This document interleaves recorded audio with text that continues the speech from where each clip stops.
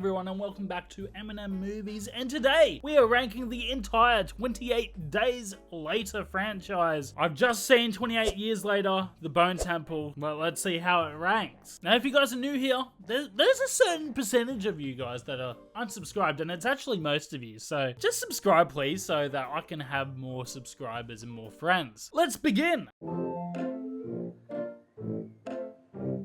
28 Years Later. Now this is obviously part 1 in the 28 Years Later series, and look, mainly this film is just tonally all over the place. If you took each part of the story at face value, they're not bad, but they're completely separate to each other, and it doesn't gel as nicely.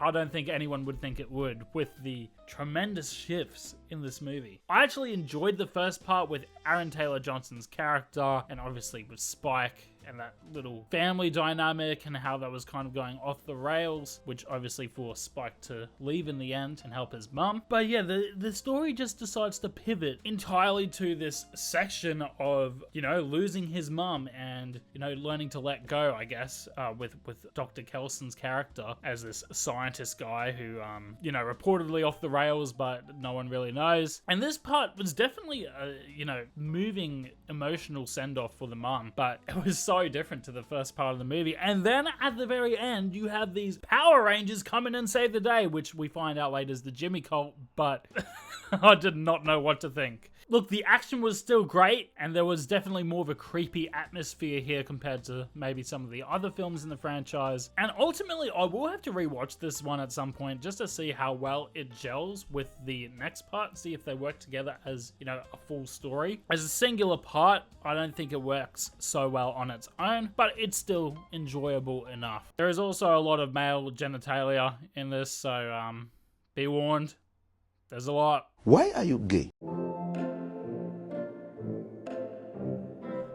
On to one that no one really talks about, and that's 28 Weeks Later. This is certainly the most underrated film in the franchise, as it's very different from the others, as in it's not different enough. While the others are quite experimental in the zombie genre, I know they're not zombies, I know it's an infection, but they are zombies. I'm sorry. But this one is definitely the least experimental, which is quite interesting, don't you think? So therefore, it is kind of the most unoriginal in the franchise, but it is still a fun ride. It is still a fun zombie movie, and, you know, we get that zombie carnage with multiple zombie outbreaks in this film that just goes nuts. It definitely goes nuts. You also get a little cutesy family dynamic between the siblings and the father who's trying to make up all the lost time that he's had with them. And obviously that doesn't end up going so well. Yeah, this is a fun film. It's definitely an enjoyable watch, so I would recommend it. Some good horror elements in there.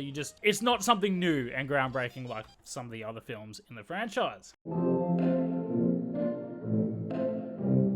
Moving on to the best film since the original movie, and that's 28 Years Later, The Bone Temple, which I saw last night. This was much better compared to the first part in this 28 Years Later section of the franchise. This is the only film not directed by Danny Boyle. This is actually directed by Nia DaCosta, who actually did The Marvels and Candyman, which both I haven't seen, but I've heard mixed reception on both of those. So she's done really well on this one. So she's certainly growing as a filmmaker with some really interesting shots, especially when the cult part comes in and with the Ring of Fire in the actual Bone Temple. While the first part of these films did struggle to connect everything together, this one did not have that problem without getting rid of all the wild things, because there was still so many wild segments in this film, but it flowed a lot nicer in this one, and it actually worked as a story. And this is definitely the most goriest and unsettling of the franchise for sure, with Jack O'Connell as a maniacal Satanist who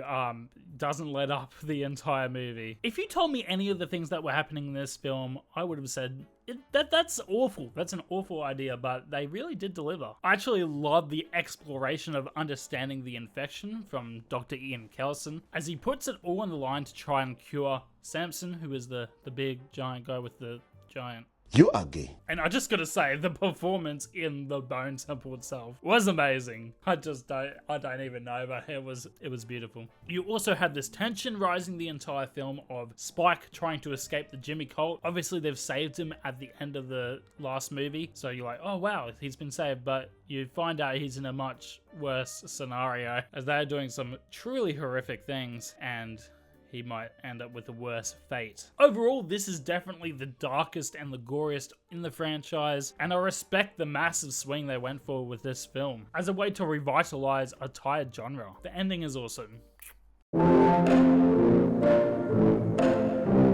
Speaking of revitalizing the genre, 28 Days Later. One of the most impressive parts of this film is just the way it was filmed, as it achieves a raw documentary feel to the film by filming with consumer level digital cameras, so you really get this grainy, gritty feel. It just adds a bit of realism that, you know, you wouldn't normally get in a zombie movie. There's also some unsettling parts in this movie with the military section where we think they're our friends, but really they are messed up in the head and corrupted by this infection without being actually infected. The score is phenomenal and obviously continues throughout the rest of the films. And Cillian Murphy has a great performance here, one of his standout ones from his early days. And ultimately this set up a series of zombie movies that are just a bit different to keep them interesting. So overall, that's my thoughts on the 28 Days Later franchise. Let me know your ranking down below. What did you think of 28 Years Later, The Bone Temple? Was it good? Was it not what you expected? Because it definitely wasn't for me. Anyway, if you want to see any other kind of video,